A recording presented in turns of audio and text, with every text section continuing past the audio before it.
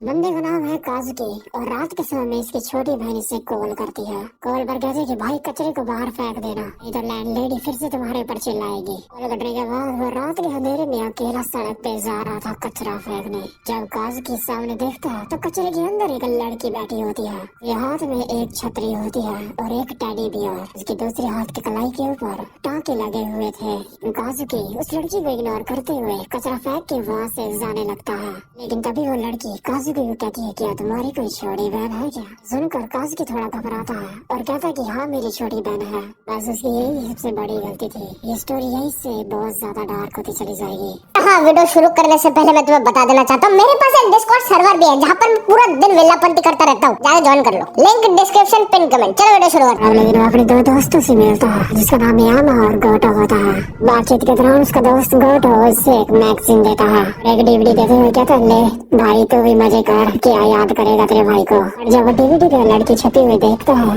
तो उसे याद आता है ये लड़की उसके जैसी लगती है जो मैंने रात को देखी थी।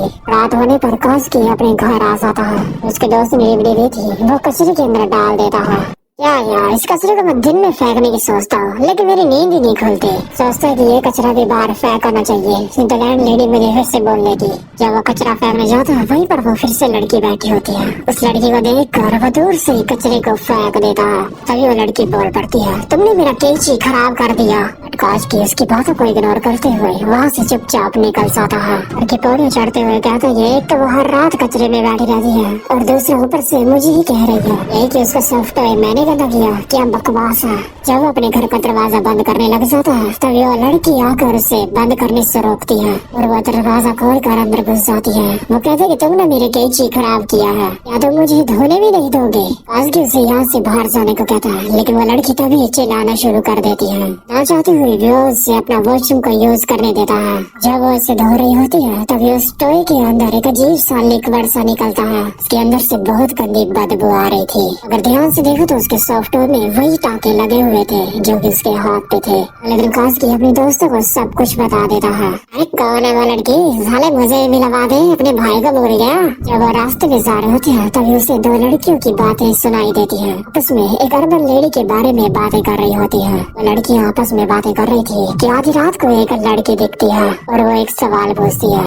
अगर किसी ने भी उसका जवाब दिया तो वो उसे एक बड़ा भाई मान लेती है, फिर वो उसे एक गंदी मौत देती है। दूसरी तरफ हम देखते हैं कि लैंडलेडी से एक लड़की आकर काजुकी के घर की चाबी मांगती है। लड़की कहती है कि मैं काजुकी की छोटी बहन हूँ। रात के समय जब काजुकी अपने घर जा रहा होता है तभी उसे वही लड़की कचरे में फिर से दिखती है। ये कहता है अगर इस लड़की ने कुछ अलग किया तो मैं इसे यहीं पर पेल दूंगा। वो उसके करीब से होते हुए जाता है तभी वो लड़की अचानक से बोलती है कि थैंक यू, कहती है पिछली रात के लिए थैंक यू।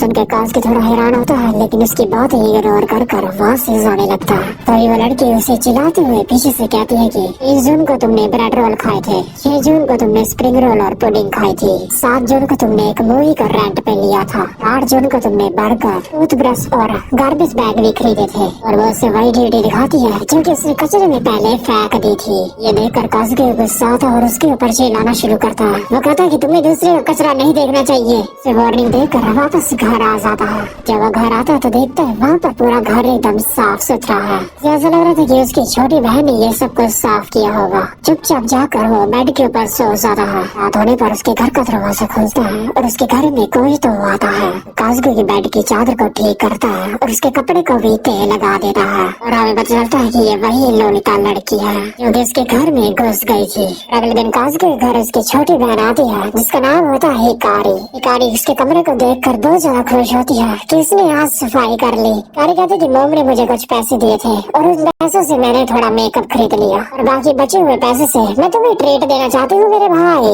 और जब वो अपनी बहन के साथ बाहर निकलता है तो वो कचरे की ओर देखता है लेकिन वहाँ पर कोई भी नहीं होता। लेकिन हम देखते हैं कि वो लोलिता उन्हें छुप कर वहाँ से देख रही होती है। और अगले दिन काजुकी जब कॉलेज के अंदर होता है किसी का हाथ उसके पीछे आता है और चलता है कि वो तो गोटो की डॉल थी जो उसके साथ मजाक कर रहा था। काजुकी ने पिछली रात जो इंसिडेंट हुआ था उसके बारे में अपने दोस्तों को बता दिया। कहता है कि शायद अब मेरे से वो फिर से पंगे नहीं लेगी। और उसी रात ही काजुकी को कचरा फेंकने नहीं जाना था तो वो चैन की नींद अपने घर में सो रहा होता है। आधी रात को उसके दरवाजे का कमरा खुलता है। काजुकी को लगता है कि उसकी बहन आई होगी, क्योंकि ज्यादातर दूसरी चाबी उसके पास होती है। इसलिए वो नींद में ही बोलता है कि हिकारी दूसरी चादर और तकिया तुम्हें पता है कहाँ पे पड़ा है। उसे नींद में हिकारी कुछ खाने की आवाज सुनाई देती है। हम देखते हैं कि वो लड़की एक लिपस्टिक खा रही होती है और फाउंडेशन को चाट रही होती है। तभी अचानक से काजुकी का फोन बजने लग जाता है। वो कॉल आया होता है हिकारी का। हिकारी का नाम पढ़ते ही वो एकदम से शॉक हो जाता है। जल्दी से उठकर देखता है, लेकिन वो देखता है कि कमरे में आस पास तो कोई है ही नहीं।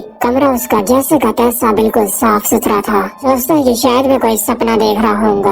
अगले दिन जब वो सामान की पैकिंग कर रहा होता है तो उसे एक लिपस्टिक मिलती है। उस लिपस्टिक को आधा खा रखा होता है। उसे लगता है कि ये शायद हिकारी की होगी, इसलिए वो उसे कचरे में वापस फेंक देता है। उसके बाद जब वो सुपरमार्केट में पहुंचता है तो उसे लैंडलेडी मिलती है। वो बुढ़ी उससे कहती है मेरे घर की चाबी मुझे वापस दो। वो बुढ़ी कहती है कि 3 दिन पहले तुम्हारी बहन ने मेरे से चाबी मांगी थी, तुमने मुझे अभी तक उसे वापस नहीं लौटाया। हिकारी को इसके बारे में तो कुछ पता ही नहीं था, इसलिए वो अपनी बहन को ही फोन लगा लेता है। और उसकी बहन हिकारी साफ मना कर देती है। वो कहती है कि मैं तो आई नहीं, मेरे पास तो चाबी नहीं है। उसकी कहता है कि आई तो थी तुम 3 दिन पहले, दिन तुमने मेरा कमरा साफ किया था। हिकारी उससे बताती है कि 3 दिन नहीं, मैंने 2 हफ्ते पहले तुम्हारा कमरा साफ किया था। ये सुनते ही काजुकी बिल्कुल सदमे में चला जाता है। उसका चेहरा बिल्कुल साफ पड़ जाता है। मेरे बड़े भाई, मैं अभी तुम्हारे रूम में ही जा रही हूँ, मेरे सामान और मेकअप का वहीं पर छूट गया है। ये सुन के काजुकी थोड़ा और हैरान हो जाता है, क्योंकि उसने सुबह ही एक लिपस्टिक को देखा था और वो लिपस्टिक कहीं से भी उसे ब्रांड न्यू नहीं लग रही थी। वो लिपस्टिक तो मैंने कचरे में फेंक दी थी। समझ गया, ये सब काम उस लोलिता का ही है। काजुकी वहाँ से जाने लग जाता है। तभी पीछे से लैंडलेडी कहती है कि मेरी चाबी तो दे दो मुझे वापस। और कहती है कि कल रात से मेरा पालतू कुत्ता भी कहीं गायब है, अगर तुम्हें दिखे तो मुझे बता देना। इसी तरह हिकारी काजुकी के अपार्टमेंट तक पहुँच चुकी थी। काजुकी उसे कॉल पर मना कर रहा होता है कि तुम मेरे रूम में मत जाना, बट अचानक से उसका कॉल डिस्कनेक्ट हो जाता है। वो फिर से कॉल लगाने की कोशिश करता है, लेकिन उसका नंबर ही बंद आने लग जाता है। कारी उसके रूम के अंदर जाती है। अंदर से उसे अजीब सी कुछ आवाज आती है और वहाँ पर काफी ज्यादा अंधेरा भी होता है। जब वो लाइट ऑन करती है तो उसे उसके सामने लोलिता नजर आती है। उसने हाथ में अपने एक चाकू पकड़ा होता है। उसे सामने देख हिकारी पूरी तरह से डर जाती है। तभी उसकी नजर किचन की ओर जाती है तो उसे पता चलता है कि वो खाना बना रही थी। शायद हिकारी सोचती है कि अब पता चला कि मेरा भाई मुझे रूम में जाने से मना क्यों कर रहा था, क्योंकि उसने अपनी गर्लफ्रेंड को इस जगह के ऊपर मुझसे छुपा रखा था। वो अपने आप को इंट्रोड्यूस करती हुई कहती है कि मैं अपने भाई की छोटी बहन हूँ। ये सुनते ही लोलिता शांत हो जाती है। बिना कुछ बोले वो हिकारी को घूरने लग जाती है। तभी हिकारी अपने मेकअप का सामान ढूंढने लग जाती है। फिर तभी हम दूसरी तरफ देखते हैं जहाँ पर काजुकी को अभी घर पहुँचने में कम से कम 10 मिनट तो लग ही जाते। वो लड़की लोलिता अपने बनाया सूप हिकारी को सर्व करती है, लेकिन वो सूप देखने में बहुत ज्यादा गंदा था। उसके अंदर अजीब सी स्मेल आ रही थी। तभी हिकारी टेबल के नीचे से अपने भाई को टेक्स्ट करती है और उस अजीब सी लड़की के बारे में बताती है। और सिग्नल ना होने के कारण वो मैसेज सेंड ही नहीं होता। लेकिन तभी सामने से लोलिता आ जाती है। वो कहती है कि तुमने किसी को मैसेज किया है ना। तभी अचानक से साथ में पड़ी एक आयरन नीचे गिर जाती है, जो कि काफी ज्यादा गर्म होती है। तभी हिकारी उसका ध्यान भटकाने के लिए बातचीत करने लग जाती है। वो लोलिता को अपने भाई के बारे में कुछ बताने लग जाती है। यानी कहती है कि मेरे भाई को साफ सफाई को लेकर हमेशा डांट पड़ती रहती है। तभी अचानक से कुछ आवाज आती है। तभी यहाँ पर चलता है कि लोलिता टेबल के नीचे से एक कांटे की मदद से वो अपने पाँव को ही कुचल रही थी। असल में वो काजुकी की बुराई सुनकर ही गुस्से में आ जाती है। वो कहती है कि तुम बहुत घटिया लड़की हो जो हमेशा अपने भाई की बुराई करती रहती हो। तो मुझे लगता है कि तुम सुअर से भी ज्यादा बदतर इंसान हो। यहाँ तक कि तुमने वो सूप भी अभी तक नहीं पिया जो मैंने अपने हाथों से बनाया था। अच्छा हुआ अब मैं उसकी छोटी बहन हूँ, मैं उसे भी दिखा दूंगी कि एक अच्छी बहन कैसी होती है। हिकारी गुस्से में कहती